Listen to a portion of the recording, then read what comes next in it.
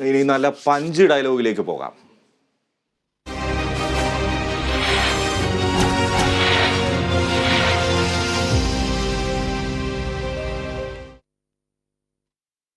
അച്ഛൻ കോൺഗ്രസ് പാർട്ടി വളർത്താൻ മുന്നിട്ടിറങ്ങി. ഇപ്പോൾ അത് പൂട്ടിക്കാൻ തയ്യാറെടുത്തു നിൽക്കുകയാണ് പത്മജ. കെ കരുണാകരന്റെ മകളായതിനാൽ കോൺഗ്രസിൽ ഒരു മൂലയിലായിരുന്നു സ്ഥാനമെന്നാണ് അവർ പറയുന്നത്. ഇത്തവണ BJP അക്കൗണ്ട് തുറക്കും. ഈ തെരഞ്ഞെടുപ്പ് കഴിഞ്ഞാൽ AICC ആസ്ഥാനം പൂട്ടിക്കുമെന്ന് പത്മജ പറയുന്നു. മനസ്സും അടുത്ത് രാഷ്ട്രീയമേ വേണ്ട എന്ന് വെച്ച് പോകാൻ നിന്ന ഒരാളാണ്.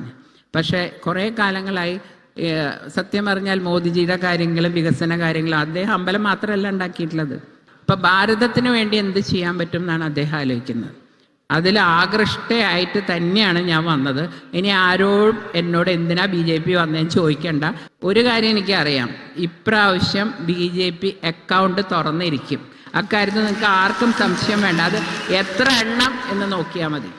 ഈ പാർട്ടി അടുത്ത അസംബ്ലിയിൽ അധികാരത്തിൽ വരും എന്ന് ഞാൻ വിശ്വസിക്കുന്നു. വിശ്വാസമല്ല, ഇത്രയും കാലം കെ കരുണാകരൻ്റെ കൂടെ നിന്ന് പ്രവർത്തനം നടത്തിയതിൻ്റെ ആ പരിചയത്തിലാണ് ഞാൻ പറയുന്നത്.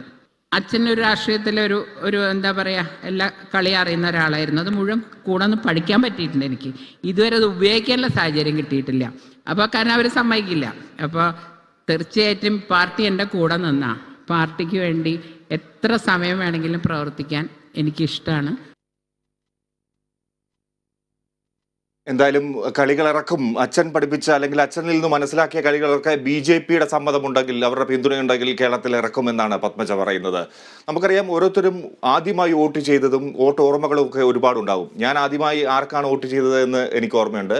ഞാൻ നിങ്ങളോട് പറയില്ല. നമുക്ക് ആ സെഗ്മെന്റിലേക്ക് കടക്കാം. തെരഞ്ഞെടുപ്പ് ഓർമ്മകൾ പങ്കുവെക്കാം. ഓർമ്മയിലെ